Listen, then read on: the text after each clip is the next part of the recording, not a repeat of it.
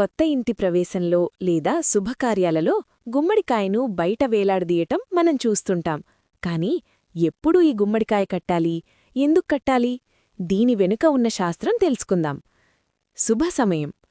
పురాణాలు చెప్పిన ప్రకారం అమావాస్యకు ముందు రోజే గుమ్మడికాయను కట్టడం అత్యంత శ్రేయస్కరం. ఎందుకంటే అమావాస్య రోజు శక్తులు బలంగా ఉంటాయి. వాటిని ముందుగానే అడ్డుకోవడానికి ఈ చర్య. అమావాస్య కాకపోతే బుధవారం లేదా శనివారం ముందు రోజు కూడా కట్టడం శుభం. సరైన వేళ. శాస్త్రం ప్రకారం సూర్యోదయానికి ముందు కడితే మంచి ఫలితాలుంటాయి. సూర్యాస్తమయం తరువాత కడితే మధ్యం ఫలితాలు. అయితే రాత్రి కడితే అస్సలు మంచిది కాదు. రక్షణ కవచం. చాలామంది అడిగే ప్రశ్న, ఇంటి ముందు గుమ్మడికాయ ఎందుకు కడతారు? జవాబు సులభం.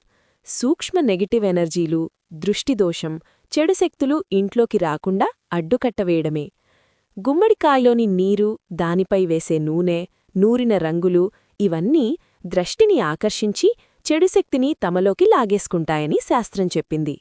ఈ శక్తివంతమైన రక్షణ వలయం మన ఇంటిని కాపాడుతుంది.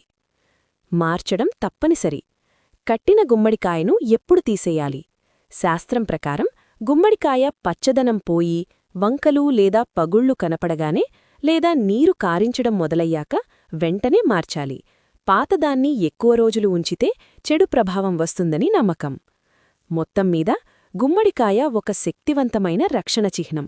దాన్ని సరైన రోజున సరైన విధంగా కట్టి సరైన సమయంలో మారుస్తూ ఉంటే మీ ఇంటికి శాంతి, రక్షణ, శుభ ఫలితాలు తప్పక కలుగుతాయి.